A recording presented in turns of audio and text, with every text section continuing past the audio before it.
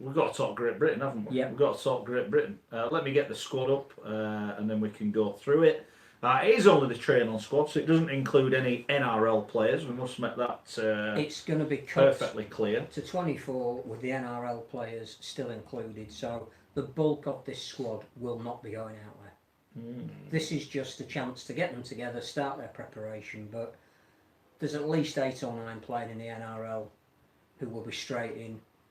If it's cutting from 29 to 24, then I think a lot of these players will select themselves, and there's some fringe guys who will drop out. Yeah, 5 new names then, or players from outside the England performance squad that have been brought in. Saints, Lachlan Coote, Morgan Knowles, who played for Scotland and Wales. Joe Philbin's come in. I think that's well earned for Philbin. I think he's been, I've said it for the last 2 years, I think he's one of the most improved forwards in the game. He played for Ireland at the World Cup, and plus Josh Jones and Ash Hanley, who is now Super League's top try scorer, of course. We should mention that. We should also say that they'll be looking at an England side to play in the World Nines, and you might include somebody like an Ash Hanley in that. So even if he doesn't go on tour with Great Britain, it's getting a squad of players together, some of whom will spin off to Sydney and some of whom will play for Matty Lees would have been included, he's injured, as are Tom Johnson and Luke Gale, so they would have been in had they been fit. Warrington's Ben Curry is not considered to allow him to have full off season after recent injury problems. Sean O'Loughlin is included. So let me give you the squad then, Scully. Truman, Watts of Cass, Tompkins, Catalans, Jermaine McGilvray at Huddersfield, Jake Connor, Jamie Shaw, Scott Taylor at Hull, Ash Hanley and Stevie Orr from Leeds, Lomax, Makinson, Percival, Roby, Thompson, Walmsley and Knowles of St Helens, as is Lachlan Coote, Josh Jones of Salford, Riesling, Wakefield, Blake Austin of Warrington, Josh Charnley, Darryl Clark, Chris Hill, Jack Hughes, Joe Philbin, Stephen Ratchford, and then we've got Gildart, O'Loughlin and Williams. Pretty strong squad. Scoy, are you listening or have you tuned out? No, listen, yeah. So what do you make of Blake Austin being in? And are we going to get an answer on that, or is he was in the England squad? He's going to be in this I've said it before. I'm just repeating myself. I don't want any Australians in a Great Britain or England setup. Simple as that. Okay. Lachlan Coote took a financial pay cut to come over and play for Scotland in the World Cup. He is as committed to the Bravehearts as any player. He is therefore eligible to play for Great Britain. So I don't have a problem with that at all. I think the only player that I think can feel a little bit unlucky is maybe Regan Grace. Yes. Who every time I see him is an excitement machine. It may well be again that he plays in the nines. But they've decided that clearly he's not going to figure in the Great Britain squad. Although they do say there is still time for changes to be made. There will be some players that pull up injured. But I think that's a decent squad. What about Farrell? I think Farrell's come back in good form. He's not in. Why is Stevie Ward being selected? Well, someone's asked this. Why have you been so how come Ben Curry gets to rest, but Stevie Ward hasn't? As a player, I think there's two things here, and I don't think Stevie Ward will go on tour. I think at the moment they're keeping together the core of the players that have turned up at all the England, Great Britain training sessions. I think he will play Friday, and if he comes through that, he'll play the following week. But he won't have enough rugby under his belt to go on tour. But part of what they're doing, I'm led to believe, is looking to the 2021 World Cup.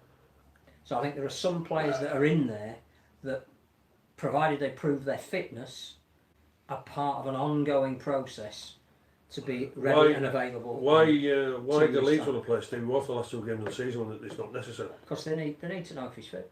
We've been getting told he's been playing for the last few weeks. I think he's ready. He did quite an extensive workout before the game yesterday. You wouldn't have risked him on that pitch, I don't think.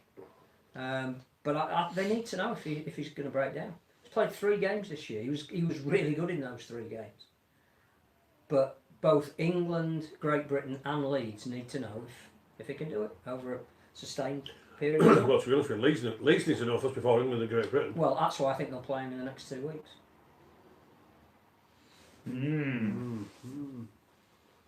But some of those players may not go on the tour this year, but they will be part of the World Cup. And we're also trying to build to a Kangaroos tour that, again, we haven't got any details on. Wouldn't it have been nice yesterday if we knew that one of the Kangaroo tests was being played in London next year? If we could have given out a little leaflet to those 3,000 people that were there saying, come to White Hart Lane next year. Sergio, I think, has got the wrong end of the stick because he's just sent us a message. Do you know Chris Froome? I think he comes in Phil's shop every other day. Yeah, but it pops in. Yeah, I don't know Sergio.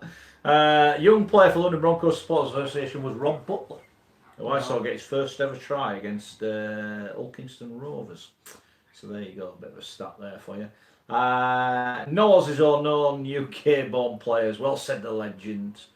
Farrell never seems to be selected, not sure why. Having said that, we are very strong in the forwards, especially when you add in the NRL players. At the minute, he is one of the form players. I think his return has added 10% to George Williams. I'll say that now. Because Williams knows with Farrell there, is he getting? You know, I forget he's gone. And how many tries has he scored just running there with Farrell at the side of him? And if Wigan do get to the grand final, there's still a chance to change this squad. So well, Habs says Farrell is the best second row in Britain, and I'm a Saints fan. He would be in my squad. He was one of the names I instantly thought of when Wayne Bennett said England have got no good back rowers. Yeah. I think part of the problem is how well Bateman and Whitehead the situation is going to be now for Wayne Bennett in the back row. The way Bateman's playing out in all this year, he's going to put Bateman. He's got to put Bateman in the second row. Him and Whitehead. He's got to do. Yeah, he's got to do. But as far as the way Liam Fowler's gone this season, after he got rid of the injury of his pectoral muscle, he has been back to his best, and he's back to his England best. Who's that? Sorry, Fowler should be in the squad. Yeah. For me, should be in the squad. Agreed. Mike says, no, he's top scorer. I've changed my mind about him, but Hanley not international class. I'm surprised at that one. Surprised we Hanley. But again, Ryan Hall's not fit at the moment. But you mentioned Regan Grace. Who would you? Well, I'm saying that I think Ash Hanley might be a call up for the England Nines.